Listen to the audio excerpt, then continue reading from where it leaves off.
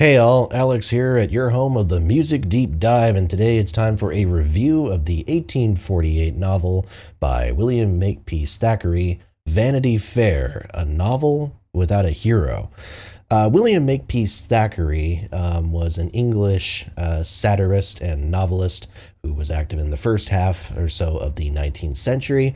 Going through his kind of list of published works, I believe this is his sixth novel, although it is by far his most noteworthy and culturally relevant today. Thackeray, in his day, was an extremely popular novelist, kind of seen as this intellectual titan who nevertheless was never really seen as egotistical, seemed like a relatively humble person, also known for popularizing the word snob, which I think is really funny. And according to some people, there's kind of this idea that Thackeray was like the number two English novelist for a while, with number one being Dickens. Nowadays, though, Vanity Fair is more or less all of that he's remembered by, which I have not read his other novels. I can't profess to say if that is a fair reading of his legacy or not. But Vanity Fair, as its own standalone piece, is certainly worth the acclaim that it has received, is kind of my quick review here.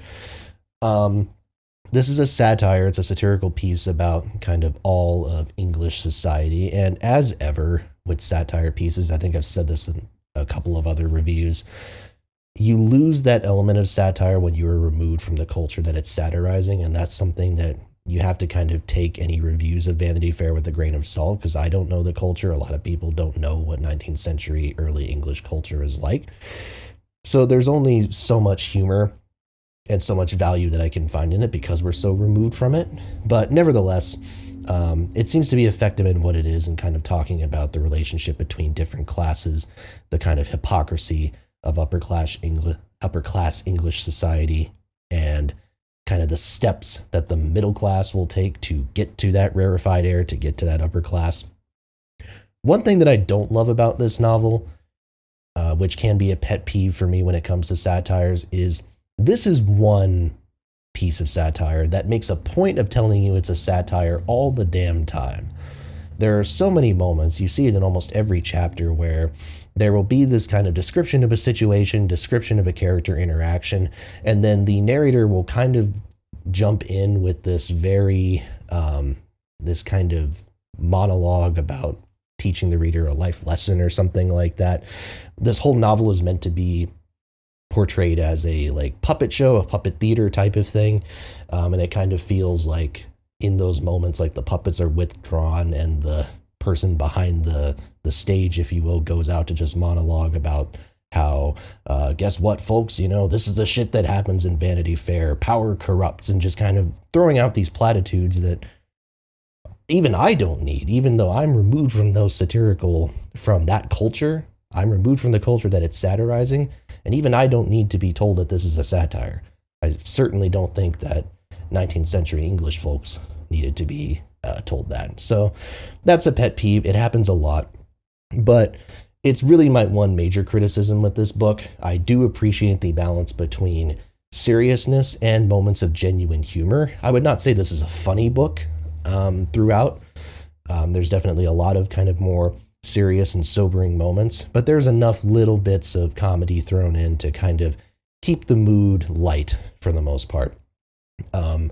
Easily the most famous part of this novel, the most famous aspect, is the character of Becky Sharp.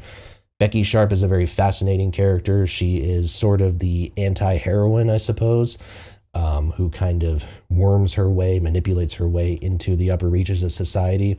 But despite her actions, she always seems sympathetic. It kind of seems like Thackeray has a soft spot for this character, very much because she seems like a product of her circumstances. She is someone who absolutely covets stability and values it above everything else, and will do whatever she damn well can to get to a financially stable place, no matter what it is. So that's what makes Becky captivating. She really kind of steals the show every time she's kind of in center stage there.